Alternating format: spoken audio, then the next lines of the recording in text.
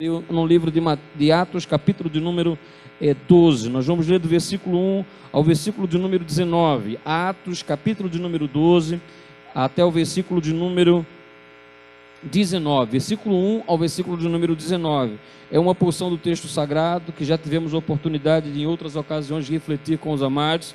Mas nessa noite, pela bondade e pela misericórdia do Senhor, mais uma vez, o Senhor deseja nos ensinar verdades que irão trazer paz ao nosso coração, alegria à nossa alma, que irão edificar profundamente os nossos corações nessa porção dessa experiência maravilhosa ocorrida com o nosso irmão Pedro. E eu tenho certeza que o Senhor há de falar profundamente aos nossos corações nessa noite, a despeito daquilo que nós estamos vivendo, do momento que nós estamos vivendo e daquilo que eles viveram no passado como igreja, na certeza de que Deus há de falar.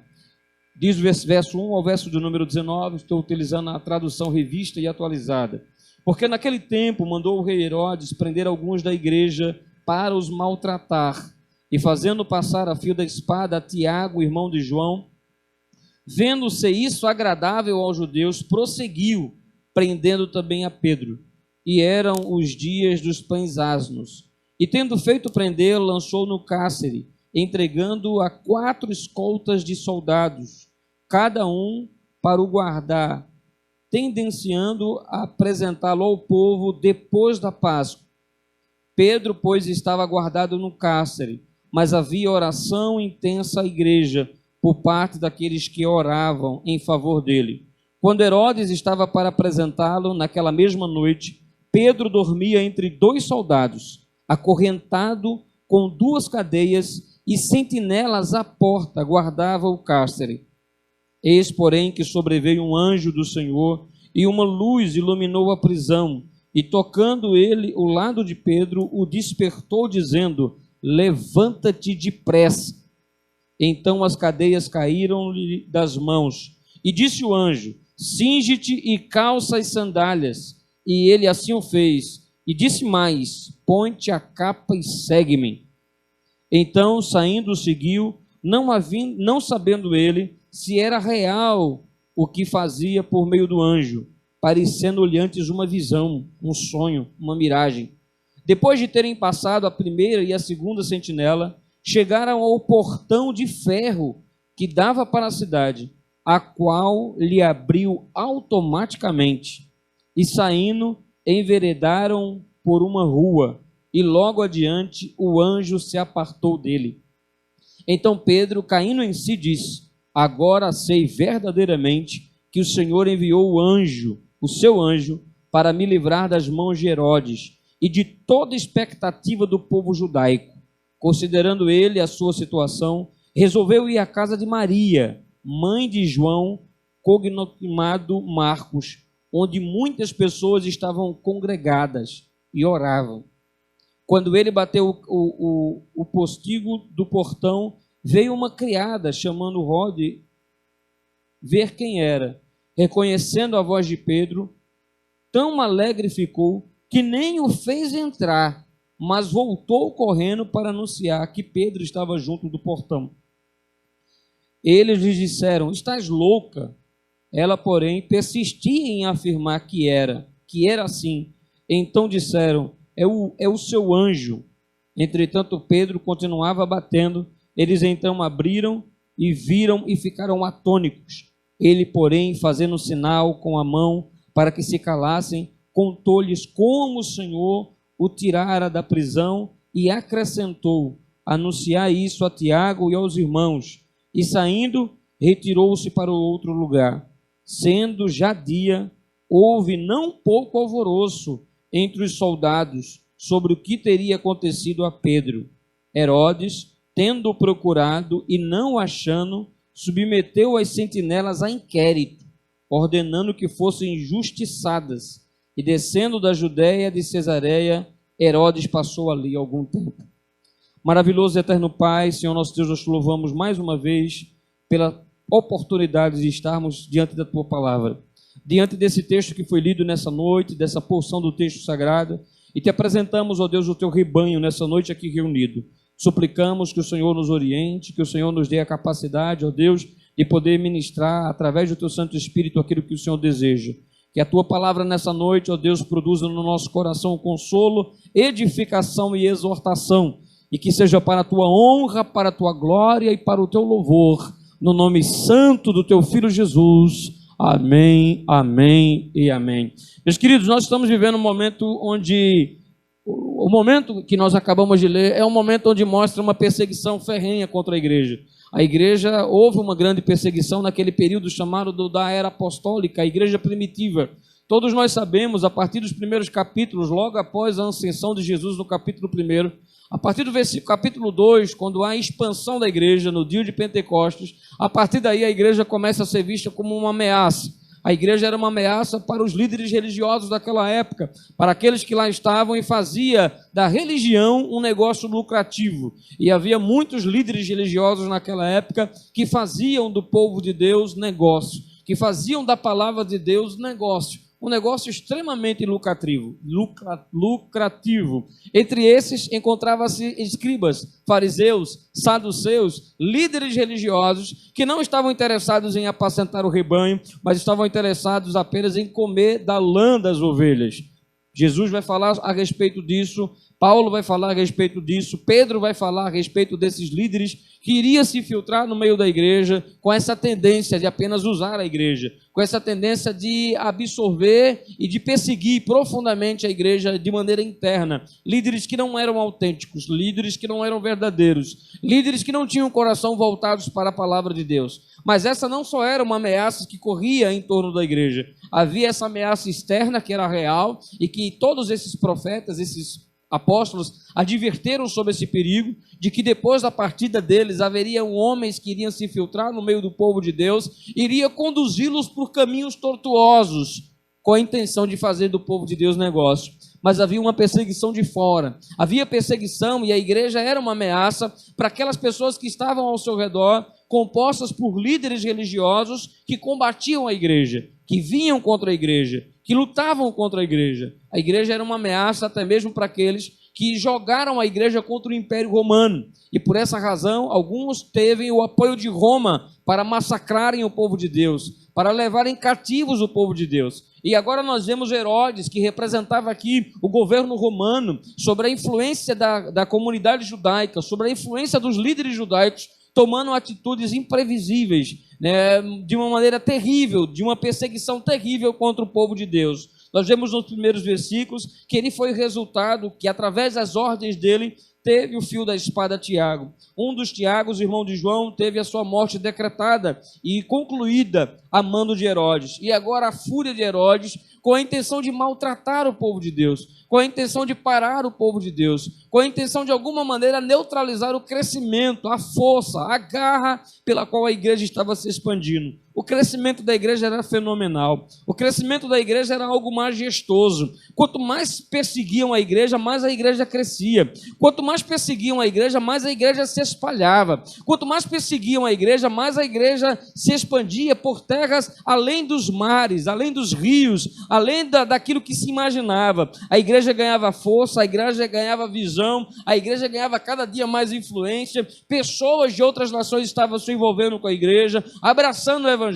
A causa do reino estava cada dia mais se fortalecendo e as pessoas passaram a ver a igreja como uma grande ameaça. O resultado, tentaram paralisar a igreja. Líderes religiosos, falsos irmãos dentro da igreja, que tentavam de alguma maneira neutralizar o seu crescimento ou usar o seu bel prazer, e o Império Romano, que com fúria se lançava contra a igreja. Mas o texto sagrado nos diz que ao prender Pedro, algo interessante aconteceu. Algo que não estava nos planos, nos projetos de Herodes ocorreu. E isso enche o nosso coração de paz, enche o nosso coração de alegria, pela certeza que diante do texto que nós lemos, Deus está no controle de todas as coisas. É interessante como Deus mostra que Deus está no controle de todas as coisas. Nós também estamos vivendo, apesar do aparente crescimento da igreja, apesar da aparente expansão da igreja, apesar da aparente no momento de crescimento, de paz que a igreja tem nos nossos dias,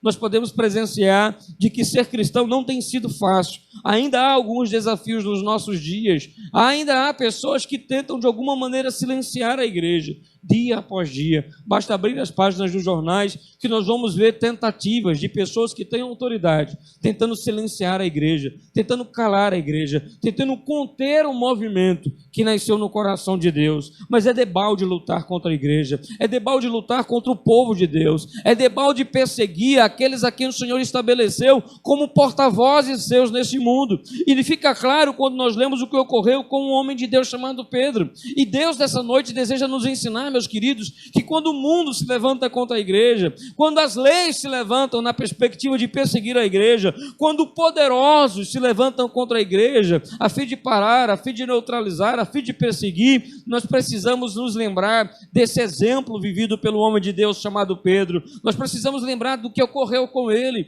e ter a certeza de que, apesar que todo o poder, de toda a influência que repousa na mão desses homens, há um Deus no céu que vela pela igreja, há um Deus no céu que cuida da igreja. A igreja não está só nesse mundo, a igreja não é apenas uma pessoa jurídica, não é uma pessoa física, a igreja não é apenas uma instituição religiosa, a igreja ela tem um dono, a igreja tem propriedade, é propriedade única e exclusiva de Deus. E quando nós lembramos dessa verdade, essa verdade precisa repousar sobre os nossos corações e trazer paz. Nós precisamos estar alertas e vigilantes que nós estamos vivendo nos últimos dias. Nós precisamos estar alertas e vigilantes de que essa perseguição nos nossos dias também é real. Essa perseguição contra os valores pregados na palavra de Deus, essa perseguição de tudo que é bom, de tudo que é saudável, essa perseguição contra aquilo que Deus estabeleceu como sendo verdade. E nós estamos vivendo no dia onde a verdade de Deus tem sido lançada por terra. Há uma tentativa para que a verdade de Deus seja lançada por terra.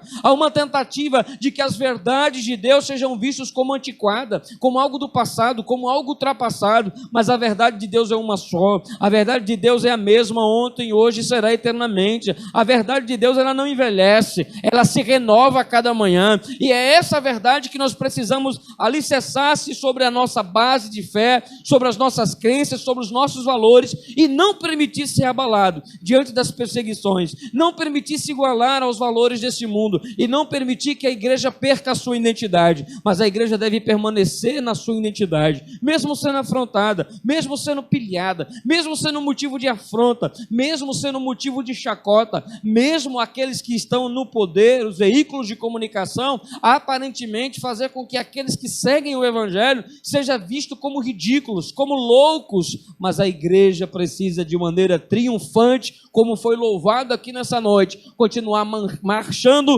rumo ao seu propósito, rumo ao seu chamado, pronto a cumprir a sua missão. Enquanto Herodes planejava maltratar a igreja, enquanto Herodes já tinha matado a Tiago e planejava também matar a Pedro, desejava fazer com que a morte de Pedro fosse um espetáculo. Por essa razão ele desejava fazer isso logo após a Páscoa. Era uma forma de presentear os judeus, era uma forma de fazer uma barganha política, era uma forma de ficar bem na fita com aqueles a quem Herodes estava no momento governando sobre a influência de Roma. Mas o texto nos diz que enquanto Pedro estava preso, e preso numa condição com bastante segurança, numa condição quase como impossível fugir das garras de Roma, como fugir numa situação em que ele estava, ao lado dele 2 soldados, amarrado com os seus pés e as suas mãos, havia sentinela por todos os lugares, não havia como escapar daquela situação, não havia como sair, humanamente seria impossível, um homem só, um homem pescador, um homem que não tinha habilidade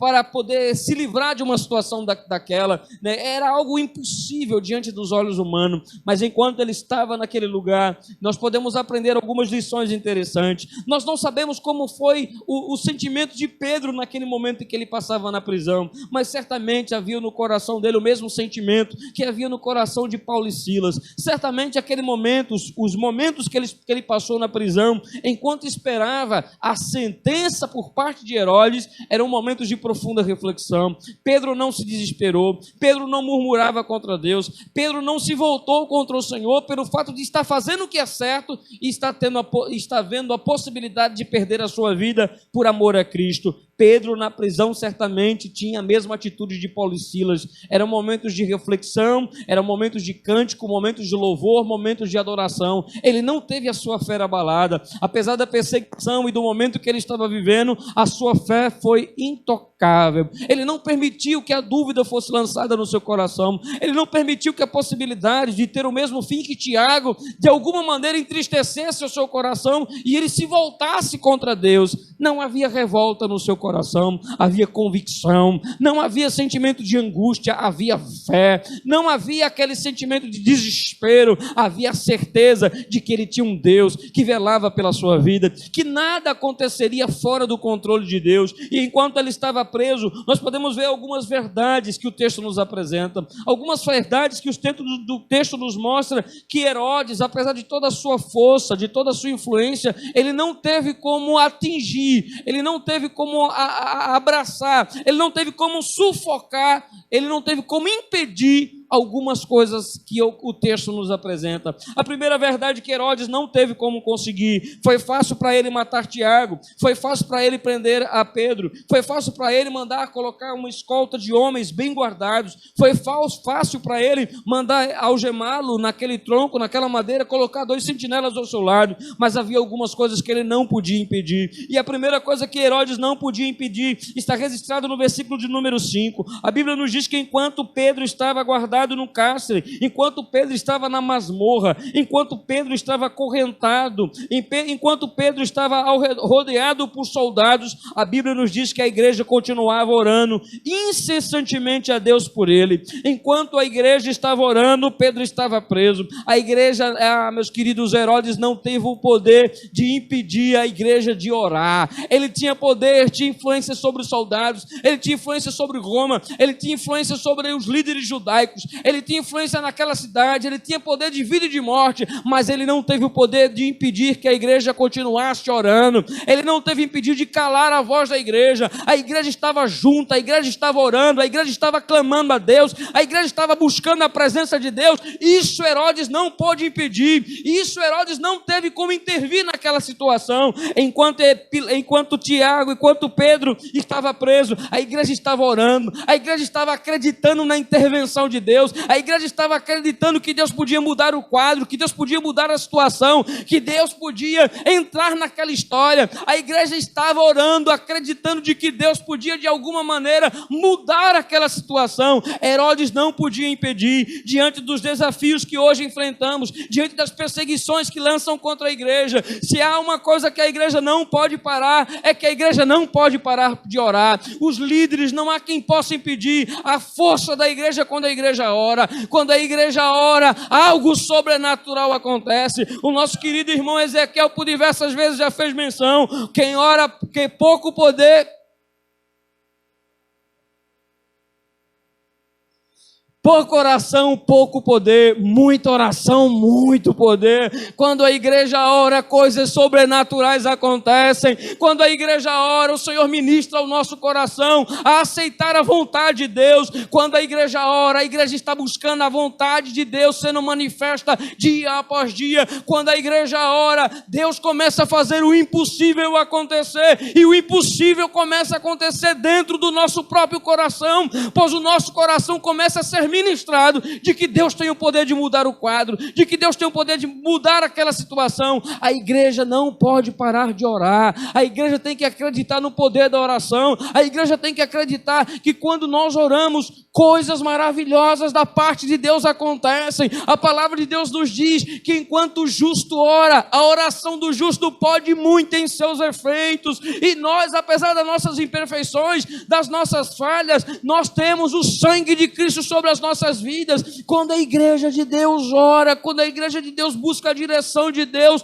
coisas maravilhosas acontecem. Nós entendemos que quando nós oramos, nós estamos dizendo a Deus: Senhor, eu dependo do Senhor, eu não quero fazer as coisas do meu jeito, eu não quero guiar o meu próprio caminho, eu não quero fazer as minhas próprias escolhas, eu não quero falar do meu jeito, agir do meu jeito, pensar do meu jeito. Quando eu estou orando, eu estou dizendo a Deus: Deus, eu quero que o Senhor controle as minhas ações, eu quero que o Senhor me guie por caminhos abençoados, eu quero que o Senhor me instrua no caminho que eu devo andar. Quando eu oro, eu estou dizendo a Deus: Deus, a minha mente é pequena, mas os teus olhos são mais elevados do que o meu. Senhor, eu estou orando porque eu entendo de que a minha visão é míope diante de tudo que acontece diante de mim, mas os teus olhos são eternos. O Senhor vê o que eu não vejo, o Senhor vai onde eu não consigo ir. Eu preciso orar para pedir a direção de Deus. Quando tantas vezes nós erramos na nossa vida, tantas decisões nós tomamos por causa dos impulsos, e quantas vezes os nossos impulsos nos levam para fora da vontade de Deus.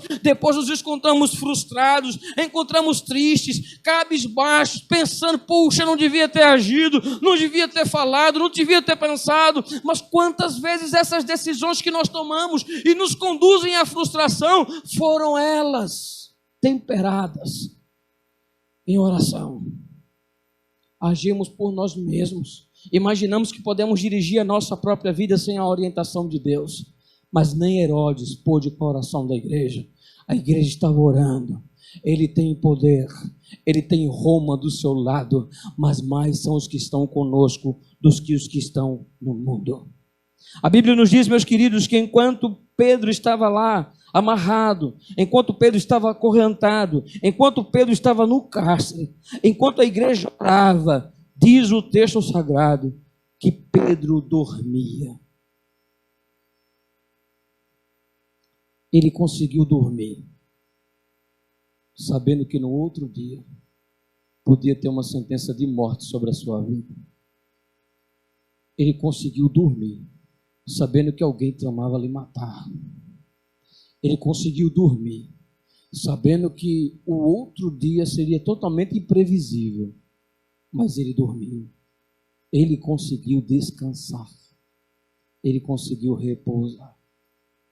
Quantas pessoas, quantos de nós, por muito menos perde o sono? Quantos de nós, por muito menos, ficamos apavorados? Não estou conseguindo dormir. Aí pergunta: você está correndo risco de vida no dia de amanhã? A possibilidade de você ser julgado em praça pública, condenado e morto? Não. Mas Pedro conseguiu dormir, mesmo sabendo que no outro dia podia ser sentenciado à morte. De onde vem essa paz? De onde vem essa tranquilidade? De onde vem essa convicção que lhe faz repousar e descansar em uma situação que qualquer um de nós talvez estivesse apavorado? Mas ele descansava. Herodes, com todo o seu poder e com toda a sua influência, não conseguiu roubar do coração de Pedro a certeza que diante dos momentos mais difíceis da minha vida, eu posso descansar em Deus. Ainda quando o mundo aparentemente está caindo ao meu redor, eu posso descansar em Deus. Ainda quando a dor parece prevalecer, quando o luto se aproxima, quando as incertezas da vida parecem crescerem gradativamente a cada momento, o Senhor nos ensina que nós devemos e precisamos descansar em Deus, ter paz no Senhor, entendendo de que o nosso Deus está no controle de todas as coisas e o nosso Deus está cuidando dos mínimos detalhes. A Escritura nos diz que Herodes, apesar de todo o seu poder e da sua influência, não impediu a intervenção de Deus. No versículo de número 7, o texto nos diz que um anjo foi enviado à prisão. Aquele anjo foi enviado à prisão, acordou, despertou Pedro, mandou ele levantar, deu as mãos, né? Ele não tinha poder sobre os anjos do céu. Herodes se dava muito bem com os soldados romanos, mas com os anjos dos céus é responsabilidade do Senhor dos Exércitos. E foi o Senhor dos Exércitos quem enviou Pedro, quem enviou o anjo a Pedro naquele lugar, que lhe trouxe paz ao coração, fazendo com que ele pudesse repousar, e preparou aquela fuga impossível,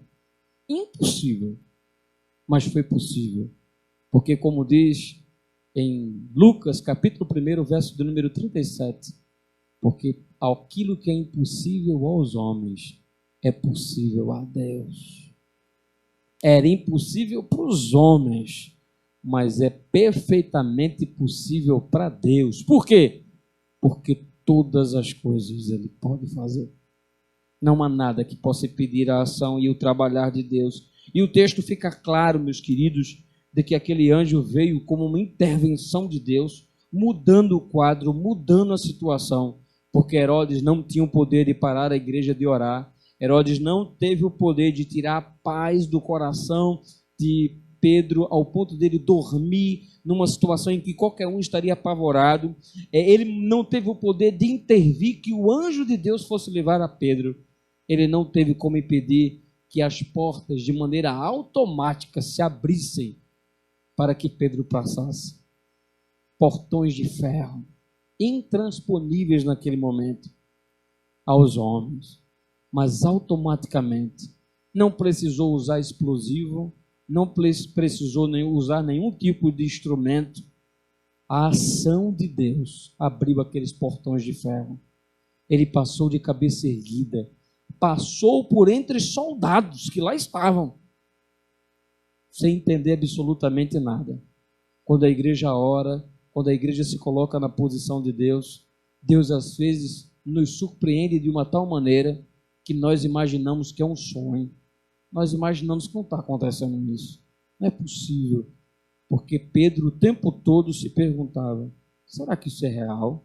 Será que é uma visão? Será que isso não está acontecendo? E demorou um pouco até ele sair da prisão, atravessar umas ruas, e apenas quando o anjo desapareceu, o texto diz que ele caiu em si e disse, foi Deus. Não foi uma visão, não foi um sonho, foi a mão poderosa de Deus que me livrou, que me alcançou, que me tirou do cativeiro e me trouxe para fora. Como? Eu não sei explicar. Eu só sei que Deus faz coisas impossíveis e maravilhosas acontecerem. De maneira automática, aquele portão que havia sido preso pela ordem de Herodes foi aberto para que Pedro passasse com o anjo. Eu não tenho dúvida que aquele portão, que Deus teria a capacidade de fazer com que Pedro até ultrapassasse aquele portão, se assim ele desejasse, quebrando todas as leis humanas. Mas aquele portão foi aberto, diante dos olhos de Pedro. Passou, atravessou, surpreendeu a igreja que lá estava orando. E aí nos ensina uma grande lição. A igreja estava orando para que Pedro fosse solto, mas quando Pedro foi solto, alguns da igreja parece que não esperavam que Deus respondesse tão rápido. Não entenderam o que estava acontecendo. Não entenderam. Então, quando orar, acredite na sua oração. Acredite que Deus está ouvindo na sua oração. Porque às vezes Deus está mandando a resposta e a gente fica esperando. Os judeus até hoje esperam o Messias. Faz mais de 2000 anos que Jesus veio ao mundo. E os judeus ainda esperam o Messias. Então, naquela ocasião, Pedro estava na porta. Mas, os amados, você está ficando louca. Foi impressão sua. Foi uma miragem, foi um anjo. Pedro não. Pedro está preso lá. A gente está orando por ele aqui, mas ele está preso lá. Está orando para quê, afinal de contas? Se não crê na intervenção de Deus, no poder de Deus. Deus foi lá, resgatou e mostrou a igreja que ele faz como quer, que ele faz como lhe apraz, e que Herodes e todos os seus planos são frustrados diante dos planos de Deus.